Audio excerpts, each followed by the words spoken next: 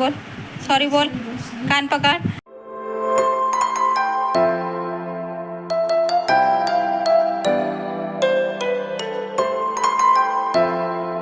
नमस्कार, स्वागत आहे तुम्हा सर्वांचं माझ्या यूट्यूब चॅनलमध्ये. त्याचं नाव आहे मीना सौजी ब्लॉग. तर कशा आहात तुम्ही सर्वजण? मस्त मजेत ना? तर मी सुद्धा मजेत आहे. आणि संध्याकाळचे वाजलेले आहेत 6 आणि माझे झालेले आहेत सर्व कामं. दिवा वगैरे सुद्धा लावलेला आहे. तर आता संध्याकाळचं काय रुटीन आहे ते बघू. आता संध्याकाळी काय करायचं आहे ते. आणि माझा आर्यन गेलेला आहे ट्युशनला आणि ऋतू इथे खेळत आहे. ऋतू इकडे आहे बेटा, इकडे आहे. हाय कर बेटा, हाय. कशा आहात म्हणा तुम्ही सर्वजण? हाय माझी यूट्यूब फॅमिली. तर बघा कसा हाय करतो. आर्यन ट्युशनला गेला की तो एकटाच राहतो, त्यामुळे असा मागं मागं फिरतो आणि घरामध्ये एवढे कुचिन कामं करून ठेवतो. हे वस्तू काढू दे, ते वस्तू काढू दे. काय काय पाहिजे तुला? काय पाहिजे? नाही, ते नाही घ्यायचं. हां, तर असं असतं याचं, काही ना काही सुरू असतं. हो हो, देते ना तुला मी. तर बाय कर सर्वांना. व्हिडिओमध्ये कंटिन्यू राहा म्हणा. माझी मम्मा काय बनवते काय नाही बनवत ते तुमच्यासोबत शेअर. तर संध्याकाळी मला बनवायची होती शेवभाजी, मसाला शेवभाजी बनवायची होती. तर फ्रीजमध्ये बघितलं तर पूर्ण ग्रेव्ही संपलेली होती. तर म्हटलं चला आता आपण ग्रेव्हीसुद्धा इथे बनवून घेऊ.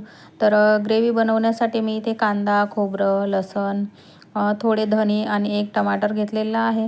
तर होऊ शकते हे ग्रेव्ही तुमच्या मोठी फॅमिलीच्या हिशोबानं 1 दिवसाची किंवा 2 दिवसाची पण होऊ शकते. पण मला हे ग्रेव्ही अशी 5-6 भाजीमध्ये आरामात पुरून जाते. तर मी इथे ग्रेव्ही बनवण्यासाठी काही जास्त 2-3 कांदे, थोडंसं खोबरं वगैरे घेतलं होतं. तर आपल्या लेडीजचं कसं असते ना, तर जेवढ्या लवकर कामं होतील तेवढे आपण पटकन आवरण्याचा प्रयत्न करतो. तर माझंसुद्धा तसंच आहे.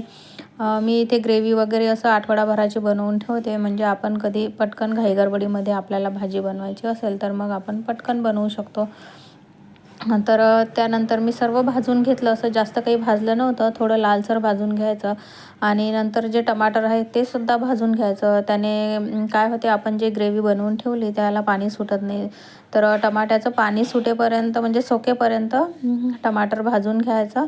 आणि नंतर पूर्ण आपला मसाला थंड झाला की तो मिक्सरच्या पॉटमध्ये बारीक करून घ्यायचा. तर इथे मी कुठलाही खडा मसाला वापरलेला नाही आणि थोडासा लसूण टाकला होता. त्यानंतर 3 ते 4 हिरवी मिरची, थोडासा कढीपत्ता आणि कोथिंबीर असली तर कोथिंबीरसुद्धा तुम्ही त्यामध्ये टाकू शकता. तर मी पूर्ण ग्रेव्ही अशी बारीक करून घेतली आणि एका डब्यामध्ये मी पूर्ण काढून घेतलेली आहे. आणि थोडीशी ग्रेव्हीमध्ये मी शेवभाजी बनवत आहे. तर मला जास्त भाजी नव्हती बनवायची, थोडी अशी भाजी बनवायची होती. तर मी इथे शेवभाजी बनवण्यासाठी तर इथे मी कढईमध्ये तेल वगैरे टाकलं आणि भाजी बनवण्यासाठी मी इथे तेल टाकलं कढईमध्ये आणि थोडीशी अशी ग्रेव्ही टाकून मी अगदी 5 मिनटापर्यंत फ्राय करून घेणार आहे. तुम्ही पाहू शकता व्हिडिओमध्ये समोर, कारण मी मसाला जास्त काही असा भाजलेला नव्हता, त्यामुळे 5 मिनटं आपल्याला ही ग्रेव्ही छान फ्राय करून घ्यायची. आणि त्यानंतर त्यामध्ये मी कुठलेही मसाले ॲड केले नव्हते, फक्त लाल मिरची पावडर, थोडीशी हळद आणि चवीप्रमाणे मीठ असे टाकले होते. आणि अगदी साध्या पद्धतीने मी मसाल्याची शेवभाजी तयार केली होती. तर त्यानंतर मी इथे खानदेशी शेव मसाला टाकला होता, म्हणजे खूप छान अशी टेस्ट येते त्या खानदेशी शेवभाजी मसाल्याची. तर कधी मी एव्हरेस्टचासुद्धा मसाला यूज करते, पण एव्हरेस्टपेक्षासुद्धा या मसाल्याची खूप छान अशी टेस्ट येते. तर मी हाच मसाला वापरते भाजीसाठी. तर पाहू शकता तुम्ही इथे आपला छान मसाला तयार झालेला आहे.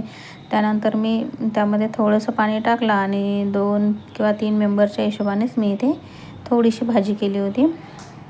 तर अगदी कमी गॅसवर या पाण्याला आपण उकळी आणून घेतली की जे तेल असते ते पूर्ण ग्रेव्हीवरती तेल असं वरती येते आणि छान असा तर्री येते आपल्या भाजीला. तर मसाल्याची कोणतीही भाजी उकळताना आपण अगदी कमी गॅसवर उकळून घ्यायची, म्हणजे जे भाजीची तर्री असते ते पूर्ण अशी वरती येते.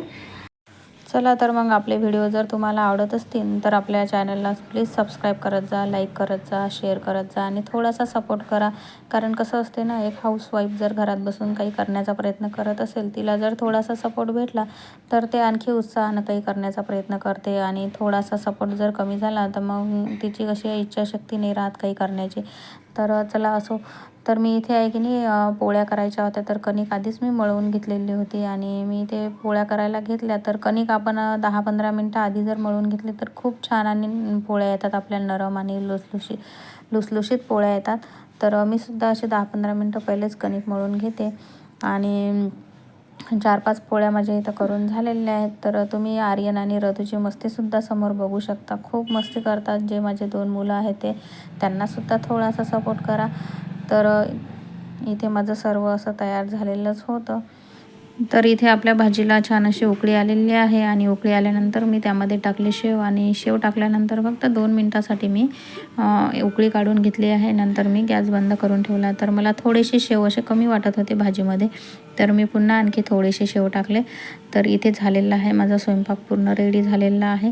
काही जास्त केला नाही, शेवची भाजी आणि पोळी केलेली आहे. तर तुम्ही समोर बघा आर्यनची आणि ऋतूची मस्ती कशी मस्ती करतात. सॉरी बोल भाऊला, सॉरी बोल, सॉरी बोल, सॉरी बोल. कान पकड, भाऊचे कान पकडतं. तुझे कान पकड, तुझे तुझे कान पकडून सॉरी बोल. तुझे कान, तुझे पकड, तुझे कान पकड, तुझे तुझे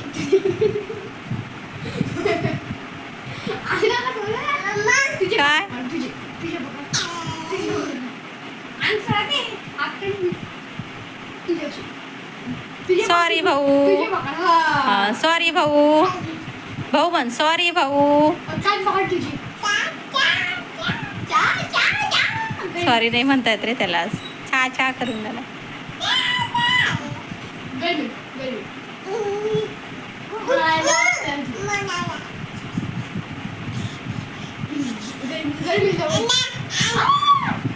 पडणार खाली, तू पडशील खाली.